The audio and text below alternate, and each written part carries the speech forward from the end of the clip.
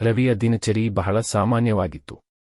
ಪ್ರತಿದಿನ ಬೆಳಿಗ್ಗೆ ಎದ್ದು ಕೆಲಸಕ್ಕೆ ಹೋಗಿ ಫೋನಿನಲ್ಲಿ ಸ್ಕ್ರೋಲ್ ಮಾಡುತ್ತಾ ಕಾಫಿ ಕುಡಿಯುತ್ತಿರುತ್ತನು. ಎಲ್ಲವೂ ಹಳೆಯ ದಿನದಂತೆಯೇ ಸಾಗುತ್ತಿತ್ತು. ಪ್ರತಿದಿನವೂ ಒಂದೇ ರೀತಿಯಾಗಿದೆ. ಏನೂ ಹೊಸದು ಇಲ್ಲ ಎಂದು ಅವನು ಮನಸ್ಸಿನಲ್ಲಿ ಆಲೋಚಿಸುತ್ತಿದ್ದ. ಆದರೆ ಇಂದು ಏನೋ ವಿಚಿತ್ರವಾಗಿತ್ತು. ಮೊದಲು ಸಣ್ಣ ಅಸಾಮಾನ್ಯತೆ, ಮನೆಯೊಳಗಿನ ಪುಸ್ತಕಗಳು ಸ್ವಲ್ಪ ಹಾರುತ್ತಿರುವಂತೆ ತೋರುತ್ತವು, ಕಪ್ಗಳು ತಿರುಗುತ್ತಾ ಹಗಲು ಹೊತ್ತಿಗೆ ಗೋಡೆಯ ಮೇಲೆ ಇಳಿಯುತ್ತವೆ. ಏನು ಇದು? ನನಗೆ ಭ್ರಮೆಯಾಗಿದೆಯಾ ಎಂದು ರವಿ ಆಶ್ಚರ್ಯಪಟ್ಟು ಕೇಳಿದ.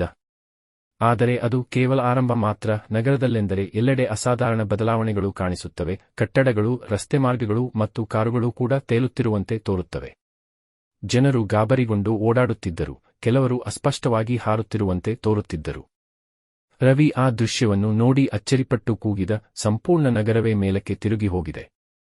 ಅದೇ ಕ್ಷಣದಲ್ಲಿ ಒಂದು ದೊಡ್ಡ ಹಕ್ಕಿ, ಪಾರಿವಾಳ, ರವಿಯ ಮುಂದೆ ಹಾರಿತು ಮತ್ತು ನಿಂತು ಮಾತನಾಡುತ್ತಿರುವಂತೆ ಕಂಡಿತು. ಹಕ್ಕಿಯಿಂದ ಕಿವಿಗೆ ಹೊಳೆಯುವ ಸ್ವರ ಬಂತು, ಚಾವಿಯನ್ನು ಕಂಡುಹಿಡಿ. ಇಲ್ಲದಿದ್ದರೆ ಲೋಕವು ಮರುಹೊಂದಿಸಲಾಗುತ್ತದೆ. ರವಿ ಅಚ್ಚರಿ ಅನುಭವಿಸಿ ಕೇಳಿದ, ಏನು ಚಾವಿ? ಇದು ಕನಸಾ ಅಥವಾ ನಿಜವಾ? ನಗರದ ಸ್ಥಿತಿಯನ್ನು ನೋಡಿ ಇದು ಕನಸು ಅಲ್ಲವೆಂದು ಅವನು ತಕ್ಷಣ ಅರಿತುಕೊಂಡ. ಅಂದಿನಂದು ರವಿ ಅನಿಕಾ ಎಂಬ ಯುವ ಹ್ಯಾಕರ್ನನ್ನು ಭೇಟಿಯಾದ. ಅನಿಕಾ ಭವಿಷ್ಯಾತ್ಮಕ ಲ್ಯಾಪ್ಟಾಪ್ ಹಿಡಿದು ಹೋಲೋಗ್ರಾಫಿಕ್ ಸ್ಕ್ರೀನ್ಗಳ ನಡುವೆ ಕುಳಿತಿದ್ದಳು.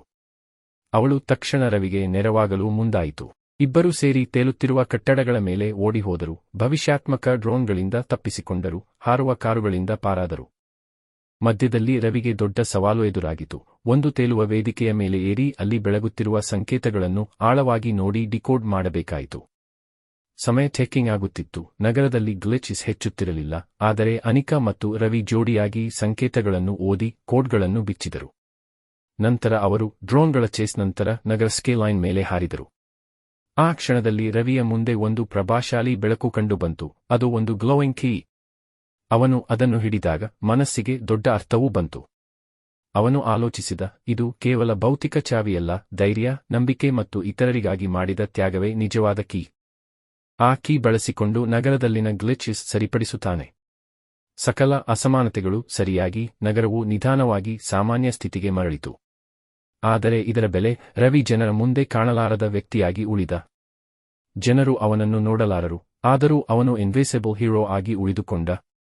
ತನ್ನ ಗ್ಲೋಯಿಂಗ್ ಟ್ರೇಲ್ಸ್ ಮೂಲಕ ಜನರಿಗೆ ದಾರಿ ತೋರಿಸುತ್ತಾ, ಸುರಕ್ಷೆ ಒದಗಿಸುತ್ತಾ ಇದ್ದ. ನಗರ ಶಾಂತಿಯನ್ನು ಮತ್ತೆ ಪಡೆದಿತು. ಜನರ ಜೀವನ ಹಿಂದಿನಂತಾಯಿತು. ಆದರೆ ಯಾರಿಗೂ ಗೊತ್ತಿರಲಿಲ್ಲ ಈ ಶಾಂತ ಜೀವನದ ಹಿಂದೆ ಇರುವ ಅದೃಶ್ಯ ಹೀರೋ ಯಾರು ಎಂಬುದು. ರವಿ ಮನಸ್ಸಿನಲ್ಲಿ ಆಲೋಚಿಸಿದ, ಹೀರೋ ಆಗುವುದು ಎಂದರೆ ಇದ್ದಲ್ಲಿದ್ದೇ ಕಾಣಿಸಿಕೊಳ್ಳುವುದು ಅಲ್ಲ, ಇದು ವಿಶ್ವವನ್ನು ಹೊಸ ದೃಷ್ಟಿಯಿಂದ ನೋಡುವುದಾಗಿದೆ. ನಿಜವಾದ ಹೀರೋ ಯಾವಾಗಲೂ ಗಮನ ಸೆಳೆಯುವುದಿಲ್ಲ, ಆದರೆ ಅವನು ಮಾಡಿದ ಮಹತ್ವದ ಕಾರ್ಯಗಳಿಂದಲೇ ಲೋಕವನ್ನು ಕಾಪಾಡುತ್ತಾನೆ.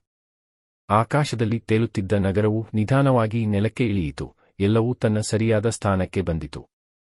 ರವಿ ತನ್ನ ಮುಖವೊಂದು ತೋರದೆ, ಅನಾಮಿಕವಾಗಿ, ಆದರೆ ಅಪ್ರತಿಷ್ಠಿತ ಹೀರೋನಾಗಿ ಎಂದೆಂದಿಗೂ ಜನರ ಜೀವನವನ್ನು ರಕ್ಷಿಸುತ್ತಾ ಇರುತ್ತಾನೆ.